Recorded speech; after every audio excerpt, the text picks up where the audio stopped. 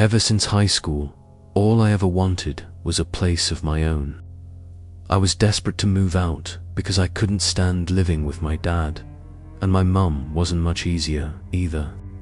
We were constantly clashing, and my dad spent most weekends drunk, so the whole environment was chaotic and exhausting.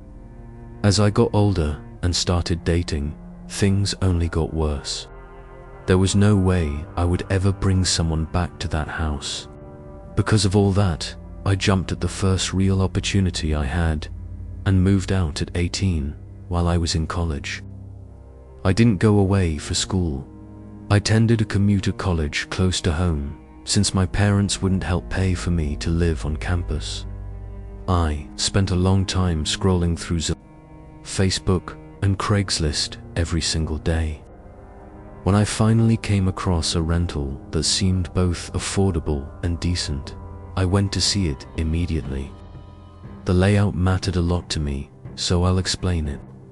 When you walked in, you stepped straight into a combined living room and dining area that was one open space.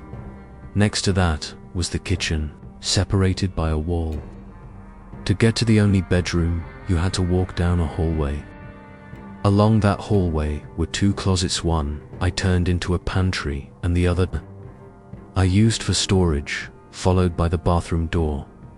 At the very end of the hallway was the bedroom. It was surprisingly spacious. A big bed fit easily, and there were two more closets inside. I had room for a couple of dressers and a TV without any problem. I was sold immediately, especially since the rent fit my budget. I moved in the following month, and everything felt normal. A few months later, I went out with friends around town, and we ran into some girls we knew. I ended up bringing one of them back to my place. I'd known her through school for a while, but we'd never hung out like that before. I'll call her Emily. We drank at my apartment and put on a movie, but that was it. She didn't want to take things any further that night, and I respected that. We eventually moved into the bedroom to finish the movie we'd started in the living room. Somewhere during it, we both passed out from drinking. The next thing I remember is waking up to the sound of footsteps in the hallway. It was still dark outside. I turned my head and realized I was alone in the bed. I jumped up and looked down the hallway, where I saw Emily quietly grabbing her things from the couch in the living room. She was clearly trying to leave without making it awkward in the morning. I understood, so I didn't say anything and went back to bed. I heard the front door open and close a little while later. Just to be sure, I called out, "Emily." There was no response, which confirmed she was gone. I settled back into bed and fell asleep again pretty quickly. About an hour later, I woke up suddenly to a loud noise. I froze in bed as my heart started racing. I called out, "Emily." Once more, there was no answer. I was honestly scared to get up and look, so I grabbed my phone and texted her, asking if she was still in my apartment.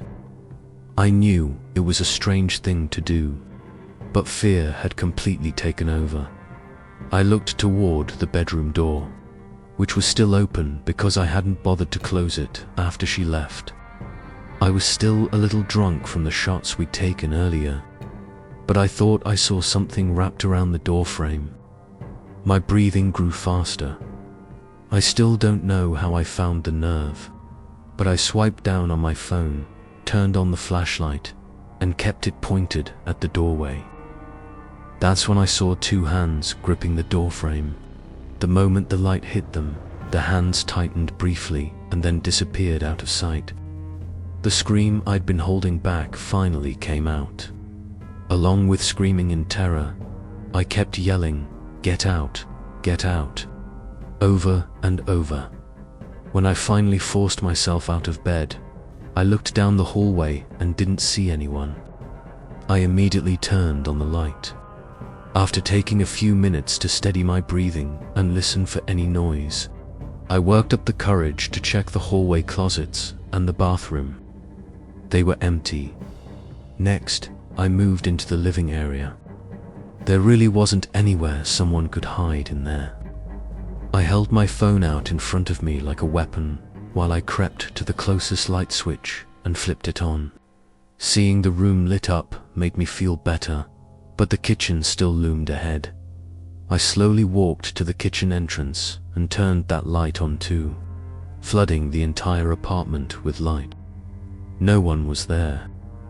I checked behind the couch, under the tables, and even inside the lower kitchen cabinets. Once I was sure the place was clear, I ran to the front door to lock it. That's when something hit me. Never heard the door open or close after the hands disappeared. Yet I was completely alone. I started calling Emily over and over until she finally answered. She sounded half asleep and confused. I asked her if she had come back to my apartment, and she told me she'd left a while earlier because she couldn't sleep. I didn't explain anything. I just told her I thought I heard a noise and said sorry before hanging up. Then I called my best friend repeatedly until he picked up, also sounding exhausted and confused. I told him everything that had just happened. He said he could tell I was still drunk, but his explanation actually helped calm me down. He told me I was probably sleep-deprived, still intoxicated, and had experienced a half-awake hallucination. It made some sense, especially since I never heard the front door close. Eventually, I was able to laugh it off and apologized for waking him. I went back to my bedroom, shut and locked the door, and managed to calm myself enough to fall asleep. The next morning, I searched the apartment again and found nothing out of place. I went on with my day, but later, I couldn't stop thinking about the hands I'd seen the night before. I went back to my bedroom and looked closely at the doorframe. My heart nearly stopped when I saw clear fingerprints exactly where I remembered seeing those hands. I felt lightheaded as it hit me that it hadn't been a hallucination. I took a photo of the prints, which I still have saved in my iCloud years later. I ended up calling my dad for advice, and he mostly yelled at me for not locking the door. Still, he said that since nothing was stolen and no one was there anymore, I should treat it as a hard lesson learned. As much as I hated hearing it, he wasn't wrong. I still don't know who came into my apartment that night, or why they chose to do something so deeply unsettling. But once my 1-year lease was up, I moved into a better place and never looked back.